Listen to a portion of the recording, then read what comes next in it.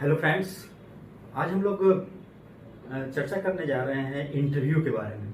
सर्वप्रथम जो लोग इंटरव्यू में शामिल हो रहे हैं उन लोगों को कंग्रेचुलेशन कि उन्होंने मेंस परीक्षा पास किया है और अगले स्टेप में वो पहुंच चुके हैं और उन्हें मैं फाइनल सफलता की बधाई भी देना चाहता हूं, शुभकामनाएं देना चाहता हूं।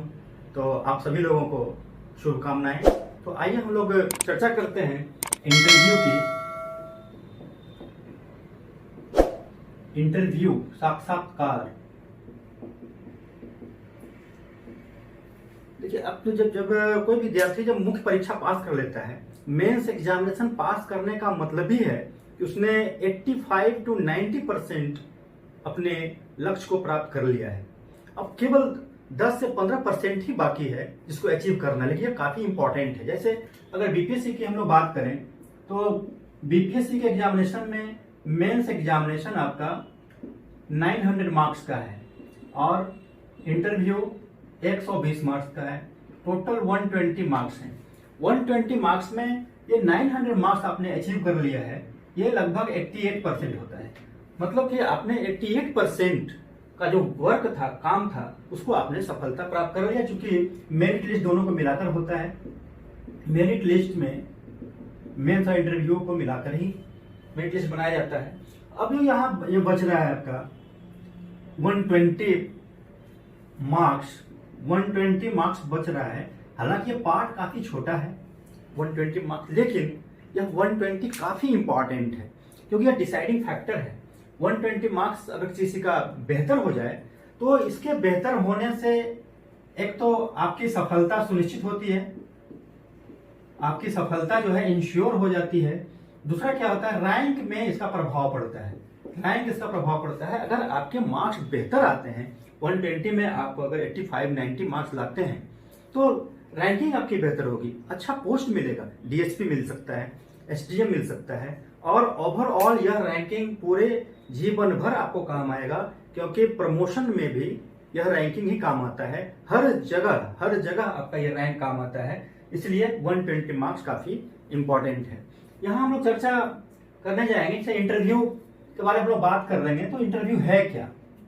तो अभी तक हम लोगों ने जैसे पीटी हम लोगों ने पास किया, पीटी में अब 150 क्वेश्चन है, 150 क्वेश्चन हैं, अधिक से अधिक जिसने सॉल्व किया और उसमें चाहे कोई 130 भी क्रॉस कर गया हो या 100 भी किसी का हो, कोई फर्क नहीं पड़ता है केवल पीटी पास करने से, क्योंकि ये एक स्क्रीनिंग टेस्ट है। एक तरह से हम यहाँ कह सकते हैं कि दिस इज क्वांटिटेटिव टेस्ट। यह मात्रात्मक परीक्षण था आपका। जब मेंस एग्जामिनेशन आपने दिया है, मेन एग्जामिनेशन में आपको काफी एनालिटिकल होना पड़ा था, काफी एनालिटिकल आपने पढ़ा था, काफी ब्रॉड प्रोस्पेक्ट में आपने तैयारी किया था, काफी कुछ याद करना पड़ा था, काफी नोट्स बनाना पड़ा था, काफी कुछ लिखना पड़ता था, उसमें राइटिंग भी था, राइटिंग स्किल डेवलप करना पड़ता था। इसके बाद आप यहाँ पहुंचे हैं। लेकिन इंटरव्यू एकदम डिफरेंट है, साक्षात्कार एकदम डिफरेंट है। यहाँ ना तो आपका क्वांटिटी का टेस्ट है, ना कुछ लिखना है, बल्कि साक्षात वहां पर इंटरव्यू बोर्ड में आपको साक्षात तो उपस्थित होना है और वहां पर आपके अंदर जाकर इंटरव्यू बोर्ड के लोग झांकेंगे, आपके अंदर जाकर झांकेंगे। अंदर झांकने का सेंस क्या होता है, जो क्वालिटी, जो गुण आपके पीटी और मेंस में इवेल्युएट नहीं किए जा सके हैं, उसका इवेल्युएशन इंटरव्यू में होगा। और यह इंटरव्यू का यह एक तरह से है सुटेबिलिटी ऑफ द पोस्ट।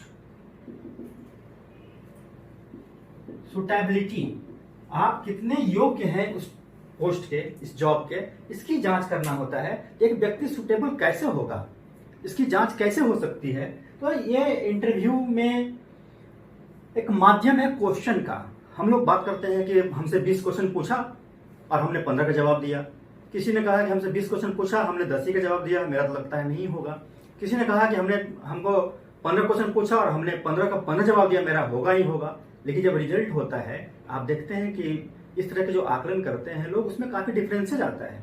अगर किसी ने कहा कि कम आंसर हमने दिया, फिर भी आपने देखा होगा उसका रिजल्ट हो गया, और किसी ने कहा कि हमने सारे आंसर दिए और बाद में बताता है कि मेरा नहीं हुआ। ये सब क्या कारण है, इसकी चर्चा हम लोग यहाँ पर करेंगे। निश्चित रूप से जब इंटरव्यू बोर्ड आपसे बात करता है, कोई प्रश्न पूछता है, that is not only question, therefore you have not to give answer only, you have to influence them. आपको प्रभाव डालना है इंटरव्यू बोर्ड पर, आपकी अपनी बातों से उनको यह उनके सामने यह सिद्ध कर देना है कि I am the suitable candidate, और आप जो सोच रहे हैं, जो समझ रहे हैं, दैट इज बेटर, ये उनको लगना चाहिए। केवल प्रश्न का उत्तर देने से पूरा समस्या का समाधान नहीं होता है। तो आगे हम लोग इसकी बात करते हैं कि साक्षात्कार है क्या। जैसा हम लोग चर्चा करते हैं, अभी हम लोग बात कर रहे हैं, अभी हम लोग वीडियो के माध्यम से बात कर रहे हैं, ऐसे हम लोग कहीं बात करते हैं, ऑफिस में हो, घर में हो, मित्रों के पास हो, परिवार में हो, कलीग्स के पास हो, हर जगह हम लोग बातचीत करते हैं। हम लोग हर जगह बातचीत करते हैं,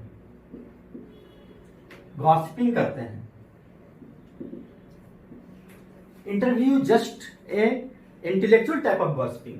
यह जो बातचीत है एक इंटेलेक्चुअल बातचीत है, बौद्धिक बातचीत कह सकते हैं, intellectual type of gossiping, intellectual type of gossips. मतलब इसमें दो पक्ष हैं, एक इंटरव्यूअर है, एक इंटरव्यू भी, इंटरव्यू देने वाला है, इंटरव्यू लेने वाला, इंटरव्यू देने वाला, साक्षात्कार करने वाला, साक्षात्कार में शामिल होने वाला, एस्पिरेंट्स। इन दोनों के बीच एक बातचीत है। लेकिन बातचीत का इशू क्या है, मुद्दा क्या है? वह मुद्दा किसी न किसी विशेष विषय पर होगा और वह इंटेलेक्चुअल होगा, वह कैजुअल नहीं होगा, आम बोलचाल की भाषा में नहीं होगा, जैसे तैसे नहीं होगा, हैपेजॉडिक वे में नहीं होगा। तो इसको समझने की जरूरत है कि interview is nothing, it is only intellectual type of gossiping. इसलिए आपको पहली बात इंटरव्यू की तैयारी में सबसे पहली बात जो मैं आपको बताना चाहता हूं, सबसे फर्स्ट ऑफ ऑल, कुछ विद्यार्थी पहली बार इंटरव्यू दे रहे होंगे, उनको लग रहा होगा कि मेरा पहला बार है, हम क्या करेंगे, कैसे देंगे, क्या होता है इंटरव्यू, काफी उनके क्वेश्चंस होंगे माइंड में। कुछ लोग 2-3 बार पहले भी दे चुके होंगे, तो उनके मन में भी रहता है कि अब इस बार क्या होगा, पता नहीं होगा कि नहीं होगा। इस तरह की बातें होती हैं, घबराहट होती है, डर होता है। तो सबसे पहले मैं ये बताना चाहूंगा कि सबसे पहले काम आप क्या कीजिए, फियर को आप दूर कीजिए, डरना छोड़ दीजिए, डरना छोड़ दीजिए। डरने की जरूरत नहीं है, जो होगा अच्छा ही होगा। आपने अच्छी तैयारी की है, आप मुख्य परीक्षा पास करके इंटरव्यू देने जा रहे हैं, निश्चित रूप से आप बेहतर हैं, बहुत सारे लोगों से बेहतर हैं, आगे भी बेहतर होगा। इसलिए सबसे पहला काम है डरना छोड़ दें। आपके पास खोने के लिए कुछ नहीं है, पाने के लिए बहुत सारा कुछ है। तो आप जब इंटरव्यू बोर्ड में जाएं, पॉजिटिविटी के साथ जाएं, totally positive. You have to think positive कि मेरा होगा ही होगा, मेरा होगा ही होगा और मेरा ही होगा, इस टाइप से आपको सोचना है। तो पॉजिटिव जब से आप सोचेंगे, आपकी अभी की तैयारी इंटरव्यू में जाने के जो के पहले की तैयारी होगी वह बेहतर होगा।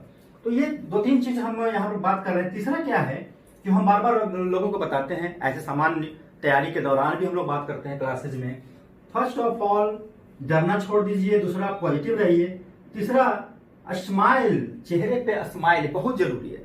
अभी आप इसको बना लीजिए, इसका प्रभाव होता है, इंटरव्यू बोर्ड को इम्पैक्ट करता है। या किसी से आप बात कर रहे हैं, आप चेहरा बनाकर बात कर रहे हैं, काफी सीरियस होकर बात कर रहे हैं, और आप मुस्कुराते हुए बात कर रहे हैं, स्माइल के साथ बात कर रहे हैं। ये इस तरह से आप बुद्ध को आपने देखा है, बुद्ध को स्माइल लाइक बुद्धा, हम बार बार बात करते हैं,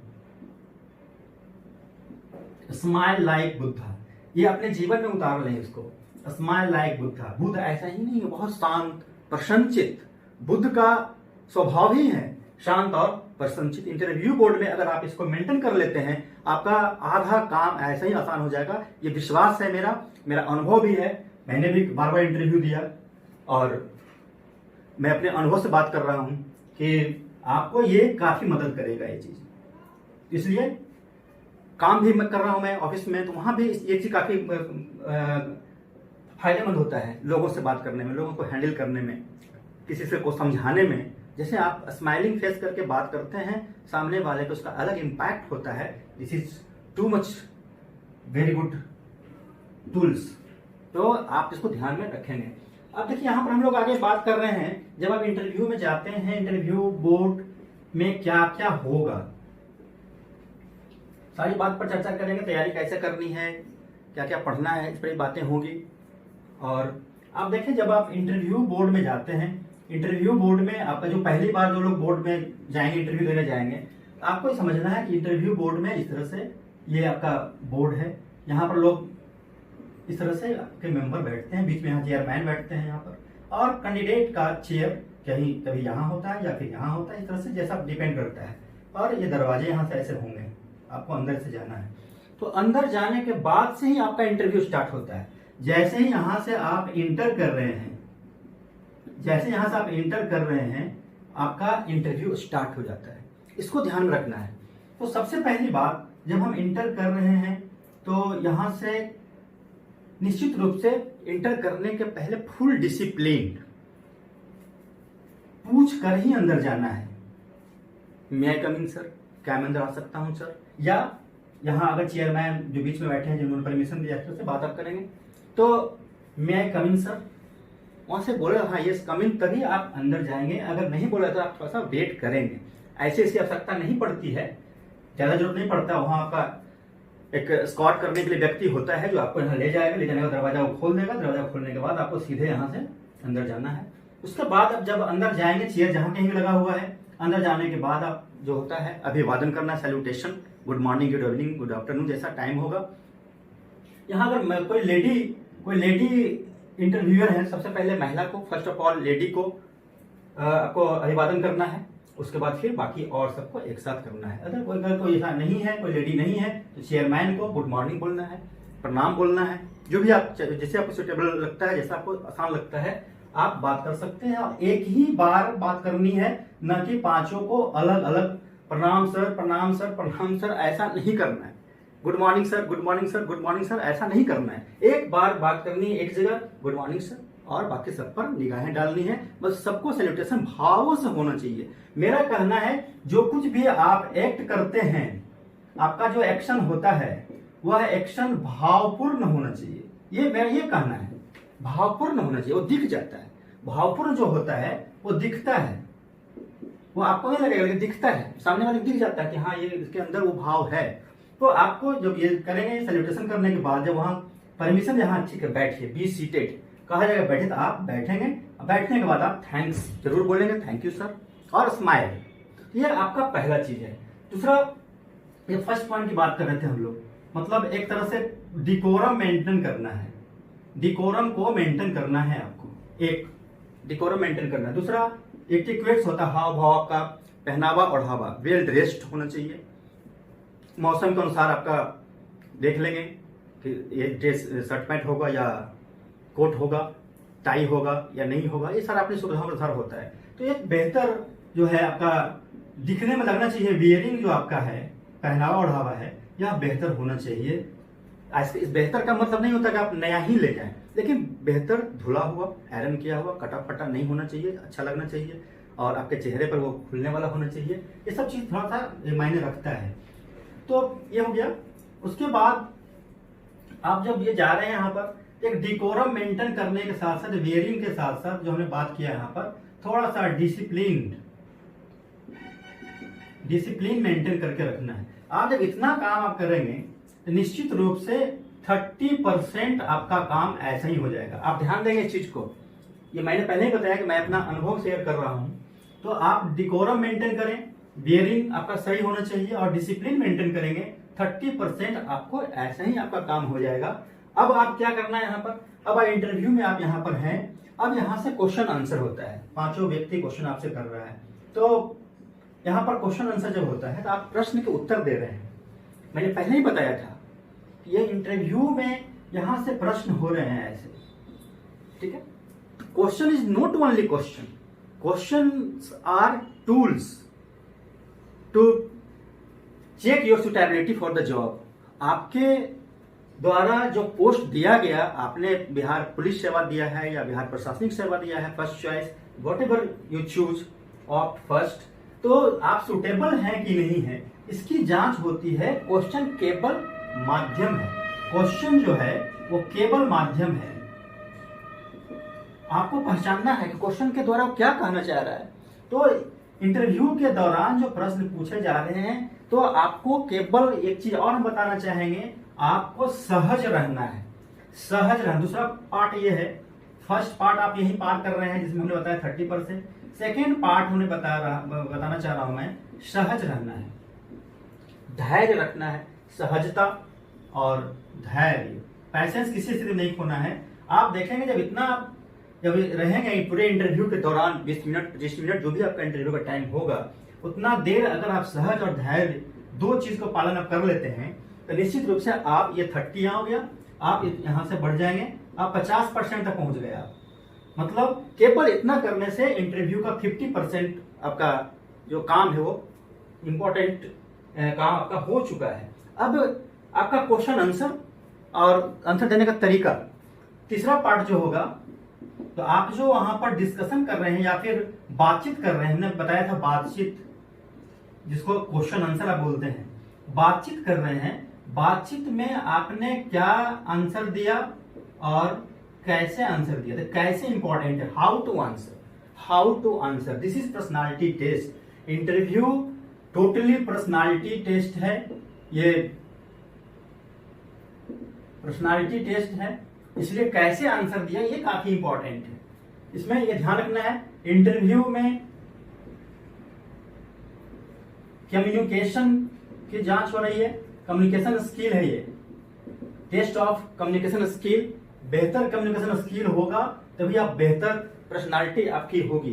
तो इतना टाइम तक आपको सहज रहना है, धैर्य रहना है, धैर्य रखना है, आराम से रहना, उबना नहीं है। अगर कोई क्वेश्चन ऐसा पूछा जाता है कभी कभी विद्यार्थी को परेशान करने के लिए, चेक करने के लिए कितना पैसेंस है, इसके लिए कुछ प्रश्न ऐसे दिए जाते हैं, कोई विद्यार्थी कहीं उब तो नहीं जाता है, डर तो नहीं जाता है, घबरा तो नहीं जाता है, ऑफिस में जब काम करेगा किस प्रकार से वो अपने आप को मैनेज करके रख पाएगा लोगों के साथ, इसलिए कुछ ऐसे प्रश्न दिए जाते हैं। तो ऐसी स्थिति में धैर्य रखना है, तो ये ध्यान में रखने की बातें हैं। तो बातचीत आपको कैसे करना है, ये आपका सारा चीज यहाँ जो दिख रहा है, यह पार्ट आपका काफी इंपॉर्टेंट है। बाकी जो 50% का पार्ट है यही है, ये दोनों मिलाकर के आपका 30 + 20 50 हो गया, बाकी 50 यहाँ ये है।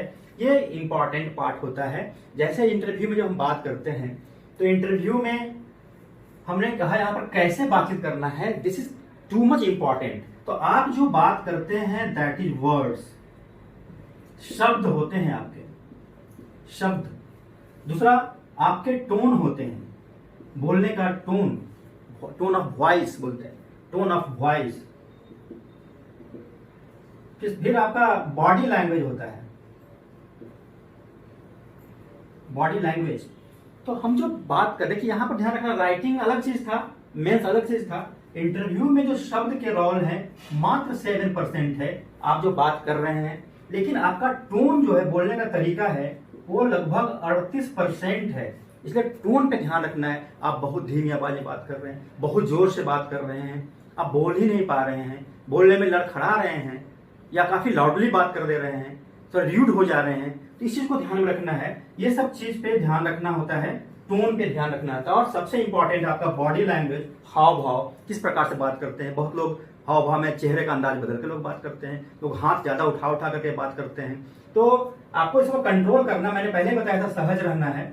तो बॉडी लैंग्वेज का पार्ट आपका 55% है। इंटरव्यू का आप रोल देख रहे हैं, इसमें आपका 55% रोल आपके बॉडी लैंग्वेज का है। और यह एक दिन में सुधार नहीं होता है, आप डे टू डे रोज इस पर मेहनत करें, घर में भी इस पर प्रैक्टिस करें, आप ऐनक के सामने बातचीत करें और अपने हाव भाव को, बॉडी लैंग्वेज ध्यान से देखें, चेहरे को देखें, चेहरे को के भाव को देखें। तो इस तरह से आप देख रहे हैं, जो बातचीत आप करेंगे, क्या कर रहे हैं तो इंपॉर्टेंट है ही, लेकिन कैसे कर रहे हैं ज्यादा इंपॉर्टेंट है। इसलिए बॉडी लैंग्वेज पर आपको ध्यान रखने की आवश्यकता है।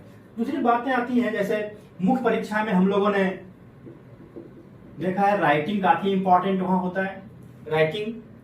फिर यहां क्या होता है, यहां पर जब कोई बात हो रहा है, हमने बताया था इंटरव्यू बोर्ड के मेंबर जब प्रश्न कर रहे हैं तो ध्यान से सुनने की आवश्यकता है, वहां ध्यान से सुनना है।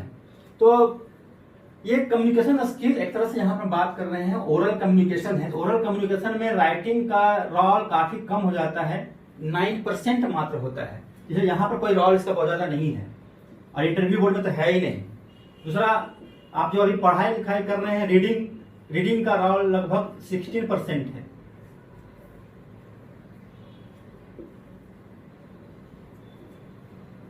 और स्पीकिंग जो आप बोल रहे हैं उसका रोल 30% है, और आप जो सुनते हैं सुनने का रोल 45%। ये मैं परसेंटेज बता रहा हूँ, साइकोलॉजी का स्टडी है सारा। तो आप इसको देख लें कि आपको क्या करना है। तो एक बताने का मेरा यह पर्पस नहीं है कि ये आपको हम बाइफरकेट कर बता रहा हूं मैं कि राइटिंग रीडिंग स्पीकिंग का कितना रोल है, राइटिंग तो वहाँ है ही नहीं, रीडिंग क्या करना, ठीक है ना। लेकिन मेरा यह पर्पस है, इंटरव्यू बोर्ड में जब हम जा रहे हैं, बातचीत कर रहे हैं, गॉसिपिंग कर रहे हैं, वो बेहतर हो। और बेहतर बातचीत तभी होती है जब हम बेहतर सुनते हैं। लिसनिंग पे ध्यान रखना है कि how much you better listen, कैसे आप सुन रहे हैं, कितना ध्यान से सुन रहे हैं, कितना कंसंट्रेशन आपका बना हुआ है। तो ये जब क्वेश्चन आपके पास आ रहा है तो क्वेश्चन को ध्यान से आप सुनेंगे तभी आप इसका आंसर दे पाएंगे। अगर क्वेश्चन ध्यान से नहीं सुने हो, समझे ही नहीं हो, तो आप निश्चित रूप से आंसर हड़बड़ी में देंगे, गलत देंगे, और आपको लग रहा है कि हमने आंसर दिया है, 20 क्वेश्चन पूछा 20 का आंसर दे दिया, लेकिन आप आंसर क्या दिए हैं ये आप उस समय ध्यान नहीं दे पाएंगे। काफी प्रेशर रहता है, कैसे दिए हैं ये आपको ध्यान नहीं रख पाता है।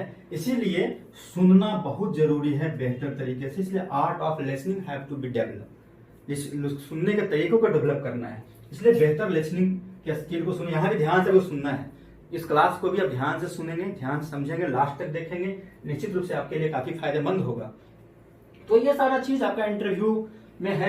तो जब इंटरव्यू बोर्ड में जब बातें होंगी, ध्यान से सुनेंगे, आप आंसर देंगे। सुनने का मतलब होता है कंसंट्रेशन बनाकर सुनना, शब्दों को सुनना, इंटरप्रेट करना, व्याख्या करना है उसको क्या बोला जा रहा है, और उसके साथ साथ उसको इवैल्यूएट करना, तब रिस्पॉन्ड करना है। सुनना है, आंसर देने के पहले पॉज लेना है। ब्रेन काफी फास्ट समझता है, वो एनालिसिस भी कर लेगा, इंटरप्रेट भी कर लेगा। इंटरप्रेट करने के बाद वो इवैल्यूएट भी कर लेगा कि हमको क्या पूछा गया है, क्या बोलना है। इसलिए ध्यान रखना है। ऐसे इससे फायदा क्या होगा आपको? इससे फायदा यह होगा कि जो बातें आपको पूछी जा रही हैं, जो क्वेश्चन पूछा जा रहा है, क्वेश्चन पूछने वाला व्यक्ति जो यहाँ से क्वेश्चन पूछ रहा है, ये केवल यहाँ पर देखिए क्या क्या आना होगा। एक तो उसके वर्ड्स हैं, सही शब्द आप सुनेंगे तभी सही आप आंसर देंगे। दूसरा क्या होता है, फीलिंग्स होता है, उनके फीलिंग्स होते हैं, शब्द हैं उनका फीलिंग क्या सोच रहे हैं। और तीसरा क्या होता है, उनका बॉडी लैंग्वेज भी आपको भी समझना है, उनके बॉडी लैंग्वेज को भी समझना है, क्या वो चाह रहे हैं। जैसे कोई व्यक्ति नौकरी कर रहा है, जॉब में है, उसको पूछा जा रहा है अरे आप तो इतना अच्छा जॉब में है, आप छोड़कर क्यों आना चाह रहे हैं? अरे तो बढ़िया जॉब। मान ली कोई व्यक्ति टीचर है, कोई भारत सरकार में एजी ऑफिस में काम कर रहा है, कोई व्यक्ति हो सकता है प्रशासन में हो, पुलिस में जाना चाहता है, कोई पुलिस में है प्रशासन में आना चाहता है, तो पूछा जाएगा आपसे कि आप उतने अच्छे जॉब में छोड़ के क्यों आना चाहते हैं।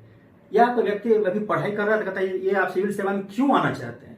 तो निश्चित रूप से इन प्रश्नों में शब्द तो हैं ही, उनके फीलिंग्स हैं, वो फीलिंग्स उनके समझिए कि आखिर जानना क्या चाहता है। तो उसके आंसर को भली भांति हमें प्रिपेयर करके देना है और उन्हें संतुष्ट करना है कि हम इसमें क्यों आना चाहते हैं। इस पर चर्चा हम लोग करेंगे। और बॉडी लैंग्वेज को जब आप समझेंगे तब आप बेहतर आंसर देंगे और आपका भी बॉडी लैंग्वेज बेहतर होगा। इसलिए लिसनिंग को ध्यान में रखना है। तो इस प्रकार आपका इंटरव्यू बोर्ड में 15 से 20 मिनट में आप जो टाइम आपको दिया जाएगा उसमें आपको ऐसे सहजता पूर्वक बातचीत करनी है। उसके बाद यहां आगे अब हम लोग बात करते हैं कि इंटरव्यू में क्या होता है। जब इंटरव्यू बोर्ड में विद्यार्थी बैठा रहता है तो वहां से निकलता है, उससे लोग क्वेश्चन पूछते हैं। बाहर आने के बाद उससे लोग पूछते हैं आपसे क्या पूछा, अरे क्या क्या पूछ रहा है, आप उसको नोट करते हैं, क्या क्या पूछ रहा है आप नोट करते हैं। आप उसी चीज को तैयारी करते हैं और परेशान होते हैं, घबराहट होती है। मेरा सुझाव होगा कि ऐसा ना करें, या आप सुनते हो देखते हो नो प्रॉब्लम, आप उस पर ज्यादा ध्यान नहीं दें। हाँ, अपने आप को हर परिस्थितियों से जूझने के लिए आप तैयार रखें कि भाई वहां कुछ भी पूछा जा सकता है और उसका आंसर को बेहतर तरीके से दे सकते हैं। नो मैन इज परफेक्ट, कोई व्यक्ति परफेक्ट नहीं है। इसलिए परफेक्शन के बारे में आपको यह क्लियर हो जाना चाहिए कि कोई भी परफेक्ट नहीं है। तो निश्चित रूप से हमें भी हर सब्जेक्ट की हर चीज की जानकारी नहीं हो सकती है। अब इंटरव्यू लेने वाले तो कुछ भी पूछ सकते हैं ना, तो कुछ भी पूछ सकते हैं। वो पूछ देंगे बताइए मेरा नाम क्या है, वो पूछ देंगे बताइए मेरा घर कहाँ है, तो आप बता पाएंगे क्या? या किसी सब्जेक्ट में वो मास्टर डिग्री हासिल किए हुए, पीएचडी किया हुआ है, उन्होंने फिलोसफी में कर लिया है, तो फिलोसफी से क्वेश्चन आपसे पूछा जाएगा, आप थोड़ा जवाब दे पाएंगे। हो सकता है आपका हिस्ट्री हो, एलएसडब्ल्यू हो, और आप जितना जान रहे हो सकता है इंटरव्यू बोर्ड वाले उतना नहीं जान रहे हो। कोई भी व्यक्ति परफेक्ट नहीं है, इसलिए आपको टेंशन लेने की जरूरत नहीं है, तनाव में आने की जरूरत नहीं है।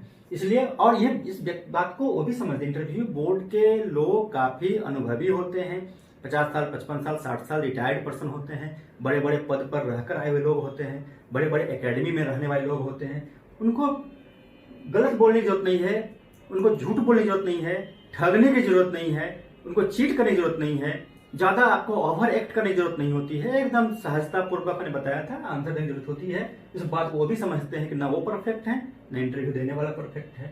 तो यहाँ क्या होता है, कभी कभी कुछ लोग बोलते हैं कि हमसे तो कुछ पूछा ही नहीं गया, और हमने गया वहां जाने के बाद केवल हमारे हॉबी से प्रश्न पूछे गए, हॉबी से पूछा गया, और जो हमारा एजुकेशन है उससे क्वेश्चन पूछा गया, बाकी कुछ नहीं पूछा गया। ये बताइए, कुछ विद्यार्थी, एक विद्यार्थी ऐसा है, दूसरा विद्यार्थी कहता है कि हमसे तो केवल फैक्ट्स पूछे गए कि पानीपत की पहली लड़ाई बताइए, दूसरी बताइए, तीसरी बताइए, ऐसे पूछा गया। कितने वेद होते हैं, वेदों के उपवेद बताइए, ब्राह्मण बताइए, इस टाइप से महात्मा बुद्ध महावीर के बारे में पूछा गया। इस तरह से बात कर रहे हैं हम लोग कि भाई हमसे केवल फैक्ट पूछा गया, और सर तो बताए थे कि एनालिटिकल होगा, कॉन्सेप्चुअल होगा, बॉडी लैंग्वेज की बातें होंगी, केवल फैक्ट्स पूछा गया।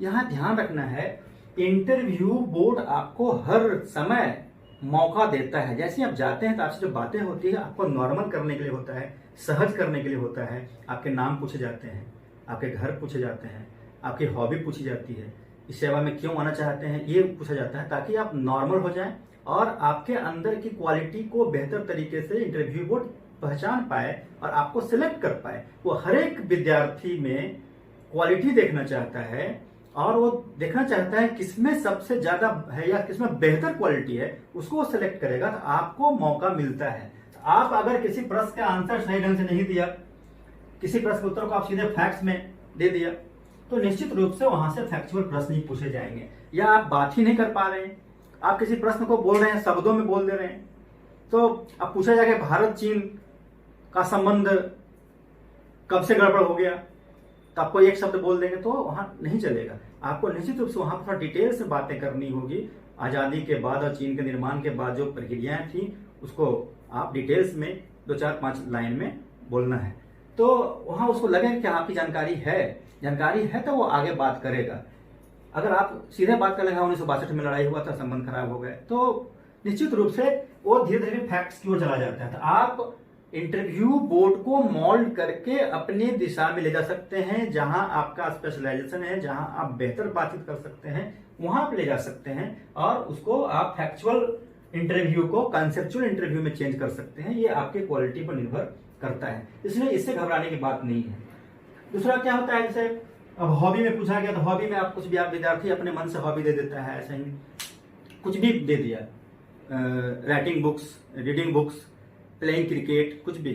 तो आपको अगर हॉबी दे रहे हैं, निश्चित रूप से उसमें आपकी है ना पकड़ होनी चाहिए। आप खाली समय में उस काम को करते हो तब उसको दीजिए, उसको जानकारी प्राप्त कर लीजिए। तो जब ऐसा कर लेंगे तब आपसे प्रश्न पूछे जाएंगे, आप आंसर सही तरीके से दे पाएंगे। तो इंटरव्यू बोर्ड को अपनी तरफ मोल्ड करने की आवश्यकता होती है, वहाँ इंटरव्यू बोर्ड में इस बात को ध्यान में रखना है। दूसरा, इंटरव्यू बोर्ड में आप ध्यान रखना है, छोटे छोटे वाक्यों का प्रयोग करना है। आपने आपको सिंपल रखना है, सरल रखना है, सहज रखना है, बात करने में छोटे छोटे वाक्यों का प्रयोग करना है, आंकड़े सही देने हैं, एग्जाम्पल देने हैं, डाटा आपको देना है, जो सरकारी डाटा हो वही देना है। आपको एग्जाम्पल के साथ कोई भी बातें करनी है, एग्जाम्पल के साथ ही बातें करनी है, ठीक है ना। तो ये सारा चीज वहां ध्यान रखना है। गवर्नमेंट को कभी क्रिटिसाइज नहीं करना है, गवर्नमेंट के एक्शन को, गवर्नमेंट का जो प्रोग्राम्स है ना, उसके निगेटिव नहीं जाना है। क्या बिहार सरकार अच्छा से काम कर रही है, क्या भारत सरकार में कोरोना पैंडेमिक को कंट्रोल करने में सफलता प्राप्त किया या नहीं किया, तो वहां पर आप आलोचना नहीं करेंगे। हाँ, जो कमियां रह गई, जो दिक्कतें हैं, जो पब्लिक की तरफ से समस्याएं हैं, उन सबको उजागर करते हुए आप बात यहाँ पर डिटेल्स में करेंगे। और प्रो गवर्नमेंट अप्रोच होना चाहिए, एक सर्विसमैन का होता है, एक एग्जीक्यूटिव का होता है, तो इसको ध्यान में रखते हुए बातें करनी है। ज्यादा लंबा सेंटेंस नहीं बोलना है आपको। सबसे पहली बात, यहाँ पर जो भी बात करेंगे कैटेगराइज करेंगे, कैटेगराइज करने के बाद आप पॉइंटेड आंसर देंगे। किसी प्रश्न में सर ये इसमें मैं मुझे लगता है कि इसमें 5 बिंदु हो सकते हैं सर, प्रथम, द्वितीय, तृतीय, चतुर्थ, पांचवा, ये ऐसे बता सकते हैं आप। कहानी टाइप से नहीं बोलकर पॉइंट टाइप से बात करें। और पॉइंट का मतलब ये नहीं होता कि सब एक शब्द बात कर लिया, कुछ भी यस नो और हो गया, ऐसा नहीं है। आप बहुत लंबा नहीं बोले, बहुत छोटा नहीं बोले। दूसरा हमने थोड़ा पहले ही बताया था, आंसर देने के पहले आप पॉज लें। पॉज का मतलब होता है क्वेश्चन सुना, थोड़ा सा रुकना है, मतलब उसको प्रोसेसिंग करना है दिमाग में। प्रोसेसिंग करने के बाद इवेल्युएशन हो जाएगा, उसका इंटरप्रिटेशन हो जाएगा, और तब आप उसको रिस्पॉन्ड करेंगे तो बेहतर होगा। ये कम्युनिकेशन स्किल का बेहतर ये साधन है, बेहतर स्किल है। ये थोड़ा सा रुकना है, पॉज लंबा नहीं होना चाहिए। पॉज का मतलब ऐसा नहीं होता है कि हम 30 सेकंड या 1 मिनट तो रुके रहेंगे। पॉज आप 4 से 5 सेकंड का ही पॉज लेंगे। 4-5 सेकंड बहुत होता है, जब आप देखेंगे इसको प्रैक्टिस करके, 4-5 सेकंड बहुत होता है। तो इस प्रकार से प्रैक्टिकल रहना है। कभी भी आपको हाइपोथेटिकल कोई बातें नहीं करनी है, कोई भी बात को बढ़ा चढ़ा कर नहीं करना है। एकदम सिंपल, प्रैक्टिकल, व्यवहारिक बातें करनी है। जो अप्रोच है वही करनी है, राइट बातें करनी है। जो नहीं अगर आता है आपको, तो तथ्य नहीं आता है, वहां पर आप एकदम शालीनता के साथ, गंभीरता के साथ, सहजता के साथ आप सॉरी बोल सकते हैं। ये भी एक गुण है, ऑनेस्टी एक गुण है। इससे पता चलता है कि आप ऑनेस्ट हैं, आपको नहीं आ रहा, आपने कहा सॉरी सर, इसमें मुझे याद नहीं आ रहा, या आई एम सॉरी सर, है ना, पार्डन मी सर, आप बोल सकते हैं इस तरह से। जैसे जहां आपको दिक्कत होगी आप कमेंट में बात कर सकते हैं या फोन से ही बात कर सकते हैं। तो इस तरह से आप इंटरव्यू बोर्ड के सामने ऐसे आप रहेंगे। तो इंटरव्यू बोर्ड में क्या करना है, क्या नहीं करना है, ये बहुत इंपॉर्टेंट है। तो मेरा ये सुझाव होगा कि आप आपका अपना जो पॉजिटिव और निगेटिव एस्पेक्ट्स है, इसको आप चार्ट बनाएंगे, और इसको बनाने के बाद आप देखेंगे कि आपके अंदर क्या क्या पॉजिटिविटी है और क्या क्या निगेटिविटी है। जो निगेटिव एस्पेक्ट्स हैं उसको रिमूव करते जाना है, और जो पॉजिटिव एस्पेक्ट्स है उसको बढ़ाते जाना है, और इसको और बढ़ाना है। आप देखेंगे धीरे धीरे आपकी पर्सनालिटी में काफी सुधार हो जाएगा, काफी बेहतर हो जाएगा, और इंटरव्यू फिर आपके लिए काफी हल्का लगेगा। जैसे डेली आप किसी से बात करते हैं वैसा लगेगा। तो इस प्रकार से आपको इंटरव्यू में पार्टिसिपेट करना है। अब आइए हम लोग बात करते हैं कि करना क्या है इंटरव्यू में, क्या करना है। हम लोग बात नहीं कर रहे थे, लेकिन अभी तो तैयारी आप कर रहे हैं, जो लोग तैयारी करना शुरू किए हैं या जिन्होंने सोचा भी है या जो देने जा रहे हैं, तो उन लोगों को क्या करना है। तो सबसे पहली बात, आप अपना एक बायोडाटा बनाएंगे। बायोडाटा में नाम, पिता का नाम, date of birth, qualification, address, उसमें सारे कुछ रहेगा। जॉब करते हैं तो जॉब का रहेगा, मार्शल स्टेटस, शादीशुदा हैं या अनमैरिड हैं, है ना, फिर हॉबी, ये सारी चीज बायोडाटा में होंगे। एक ये काम आपको कर लेना है, क्योंकि जो लोग मैरिड हैं, जो शादीशुदा व्यक्ति है, मैरिड पर्सन से कभी कभी पूछा जा सकता है क्वेश्चन कि आप किस प्रकार से मैनेज करते हैं, कहीं समस्याएं तो नहीं होती हैं। अब बहुत सारे प्रश्न हो सकता है, खासकर महिलाएं हैं, अगर महिलाएं हैं, लेडीज, वुमेन्स, उनसे पूछा जाता है आप किस प्रकार से मैनेज करती है घर का काम और यहाँ का काम। अगर शादीशुदा महिलाएं हैं तो, है ना, उनसे प्रश्न पूछा जा सकता है। तीसरा है जो लोग जॉब में हैं, तो जॉब और तैयारी दोनों कैसे आप मैनेज करते हैं, ये सारा प्रश्न आपको आता है। तो आप इस सब चीज को दिमाग में रखेंगे और बहुत सहजता पूर्वक आराम से पॉजिटिव आंसर देना है। कभी भी यह नहीं दिखाना है कि हम तो सुपरमैन हैं, हम तो भाई ऐसा कर ले रहे हैं, हम तो बहुत ताकतवर, कुछ भी कर लेंगे, या हम बहुत परेशान हैं, क्या करें, हम लोग ऐसे कर रहे हैं, ऐसा बातें नहीं करना है। कभी भी इंटरव्यू बोर्ड का जो है सिंपैथी भी लेने की जरूरत नहीं है, इंटरव्यू बोर्ड पर हावी होने की जरूरत ना है, ये ध्यान नहीं है, ये ध्यान रखना है। ये सारा चीज आपको ऐसे स्पेशली ये रहता है। एक तो बायोडाटा आप तैयार कर लेंगे। दूसरा क्या होता है कि इंटरव्यू बोर्ड में इसके साथ साथ आपका जो पार्ट है, जो क्वेश्चन पूछे जाएंगे, हालांकि बायोडाटा ही ओवरऑल सब कुछ है, इंटरव्यू का कोई सिलेबस नहीं होता है। आप जो फॉर्म भरे होंगे मेंस में, फिर इंटरव्यू में भी फॉर्म भरेंगे, उसी में से आपके जो होते हैं एक सार होता है, उसका सार होता है, वो चला जाता है बोर्ड के पास, और बोर्ड उसी सार को आपके पास, डिटेल्स आपका उसके पास रहता है, उसको देख करके क्वेश्चन पूछे जाते हैं। नाम से, आपका नाम क्या है, नाम का क्या अर्थ है, डेट ऑफ बर्थ का कोई इंपॉर्टेंस है तो वो आपको जानना है, पिताजी का नाम है उसका अर्थ आपको जानना है, एड्रेस के बारे में पूछा जा सकता है। जैसे किसी का घर अगर मान लीजिए कि सीतामढ़ी है, सीतामढ़ी धार्मिक जगह है, किसी का घर हो सकता है देवघर है ना, किसी का घर हो सकता है वाराणसी है, तो इन सब का धार्मिक महत्व है, ऐतिहासिक महत्व है, तो हो सकता है वहां के प्रश्न को पूछे जा सकते हैं। इसलिए बायोडाटा को ध्यान से देखेंगे, और आपका जो होम टाउन है, होम टाउन को आप या विलेज जो भी होगा उसको ध्यान से आप देखेंगे, उसके ऐतिहासिक तथ्यों को, ज्योग्राफिकल फैक्ट्स को, सोशल स्ट्रैटा को, वहां जो प्रॉब्लम्स है, जैसे आपके बताया कि आपके गांव में क्या क्या समस्याएं हैं, उसको कैसे दूर कर सकते हैं, या किसी आपके जिला के बारे में बता सकता है, आपका आपके डिस्ट्रिक्ट के बारे में, स्टेट के बारे में, ये सब आपको अलग से तैयारी करना है। अभी क्वेश्चन बनाना है इस पर कि आपके जिला में बताइए सबसे महत्वपूर्ण समस्याएं क्या हैं और उस समस्याओं को कैसे दूर कर सकते हैं। इससे होता है क्या कि पता चलता है इंटरव्यू बोर्ड को कि आपके अंदर समस्याओं को समझने की कितनी क्षमता है और समस्याओं के समाधान के क्या क्या स्किल आपके पास है, क्या विजन आपका है। तो ये आपकी जांच ऐसे प्रश्नों के माध्यम से होती है, जैसे मैंने पहले बताया था, these are not question only, ये क्वेश्चन नहीं है बल्कि आपका इवेल्युएशन हो रहा है कि क्या आप जब बिहार सरकार में या किसी सरकार में आप जाते हैं, सरकार में एग्जीक्यूटिव पद पे होते हैं कि बड़े पद पे होते हैं, तो क्या आप समस्याओं को समझ सकते हैं, समस्याओं का समाधान कर पाएंगे। यही तो जांच करना है इंटरव्यू बोर्ड का, जिसकी जांच टीटी में मेंस में नहीं हो पाई है, तो वहां साक्षात आपको बुलाकर इसका ये किया जा रहा है। दूसरा क्या होता है, ये आपको लिस्ट बना लेना है, मतलब आपको क्वेश्चन की लिस्टिंग करनी है, सूची बना लेनी है, सूची बना लेनी है। उसके बाद आपका जो सब्जेक्ट है, किसी का इतिहास होगा, किसी का एलएसडब्ल्यू होगा, ज्योग्राफी होगा, साइकोलॉजी होगा, सोशियोलॉजी होगा, ऑप्शनल पेपर है, ऑप्शनल पेपर पर भी आप ऐसे लिस्ट बना लेंगे क्वेश्चन का, और उसको आप दो पार्ट में कर सकते हैं। इंपॉर्टेंट जो मेन इंपॉर्टेंट फैक्ट्स हैं, इंपॉर्टेंट पार्ट एक होगा और एक जो होगा नॉर्मल पार्ट होगा, दो तरह से आप इसको बांट लेंगे। तो ये इंपॉर्टेंट वाले ज्यादा फोकस करेंगे, उस पर लिख करके भी प्रैक्टिस कर सकते हैं, याद कर सकते हैं, उसको सही तरीके से इसमें आप कर सकते हैं। लेकिन ये सब चीज में याद करने की जरूरत नहीं होती है, जनरल स्टडीज में याद करने की जरूरत नहीं होगी, सामान्य प्रश्न में याद करने की आवश्यकता नहीं है, करंट अफेयर्स में भी आपको याद नहीं करना, समझना है। तो सब्जेक्ट पे ध्यान रखेंगे।